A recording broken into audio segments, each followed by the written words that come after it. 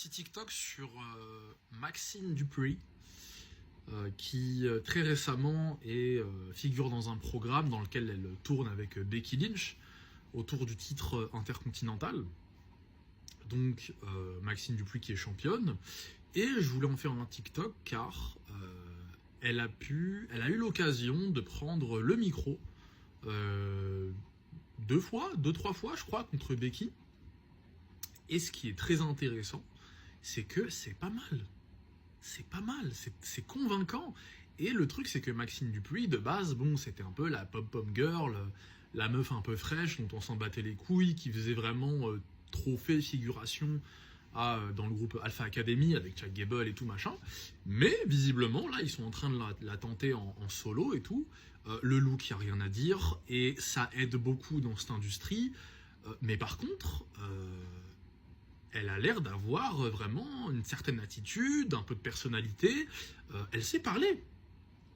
Et c'est quasiment le plus important pour la plupart des stars qui ont envie de faire leurs ascensions, de figurer dans des gros programmes et de rester dans ces gros programmes dans le main event. Donc là, il y a un petit projet Maxine Dupri qui a l'air de se dévoiler au grand jour et qui commence bien, qui commence très bien. C'était très convaincant comme les promos qu'elle a pu faire face à Becky, et elle est en face de Becky. Becky, c'est possiblement, dépendant qui tu demandes, mais en tout cas, elle a clairement fait sa place dans cette discussion-là de GOAT féminine all-time. Hein.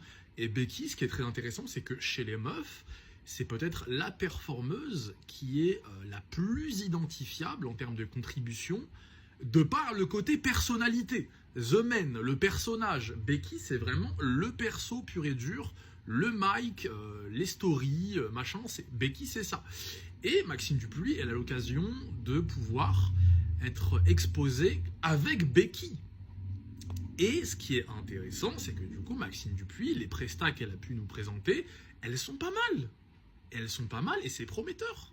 Donc voilà, c'était un petit TikTok un peu pour parler de la très récente exposition de Maxine Dupri, qui est intéressante et qui, je dis Dupri depuis tout à l'heure, et qui est prometteur.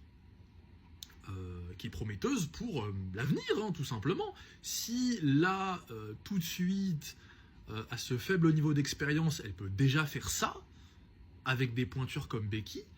Après, bien sûr, Becky, elle lui tire pas dessus de ouf non plus, faut pas déconner, c'est personne Maxine Dupri, mais c'est pas mal.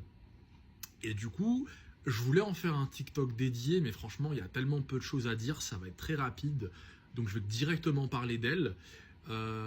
Pour continuer sur la dynamique de personnalité, de personnage, de promouvoir, de story, de capacité à rassembler, d'engouement, d'histoire, de personnage, hein, qui va être le moteur de la WWE, hein, dans la capacité à créer des gros programmes, ce qu'il a toujours été, en tout cas, pour vraiment créer des programmes importants et aussi créer des gros stars. Et je vais vous parler de Stephanie Vaquer et Julia. Donc en fait, ces deux meufs, le look, elles sont stylées. Par contre, pas de mic. Pas de mic, pas de perso. Et on s'en bat les couilles. Et en fait, il y a beaucoup de gens qui sont offusqués du manque d'entrain, de lumière, de réussite de ces deux catcheuses, du manque d'exposition qu'elles peuvent avoir, et aussi du manque d'engouement qu'elles apportent, donc du manque de bruit, de ce qu'elles génèrent, mais parce qu'en fait, elles ne sont pas intéressantes. Personnalité, c'est très plat, c'est fade, ça ne dit rien car ça ne sait pas parler. C'est très dur, en fait, de créer des programmes intéressants avec des performeuses qui ont des bagages aussi faibles dans le domaine du divertissement. Par exemple, des performeuses comme Maxine Dupri, c'est déjà beaucoup plus sujet à pouvoir être présentée dans des programmes qui génèrent des choses. Parce qu'elle a plus de personnalité déjà, et surtout elle parle, et elle sait parler en fait.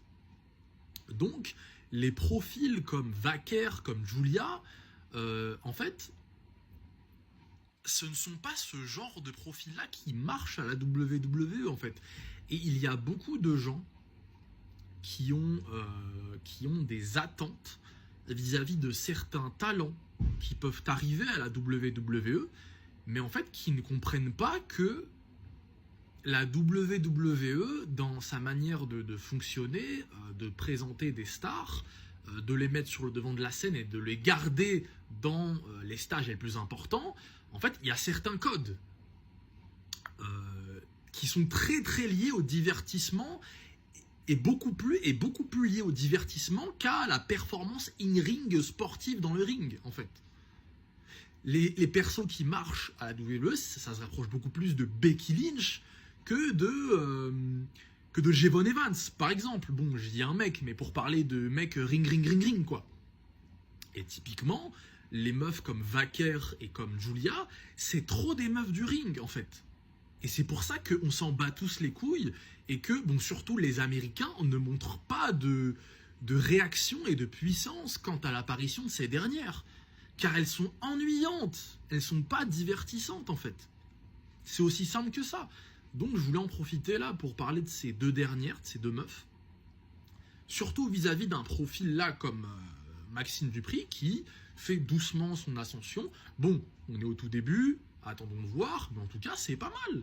C'est pas mal. Donc pour ce qu'elle est, ce qu'elle représente, pour les rôles qu'elle a eus dans les programmes, dans des programmes antérieurs, notamment avec l'Alpha Academy où elle servait un peu de trophée de meuf pom-pom girl juste fraîche, mais là elle est en train de montrer que bah elle est fraîche mais elle sait parler quoi. Donc voilà.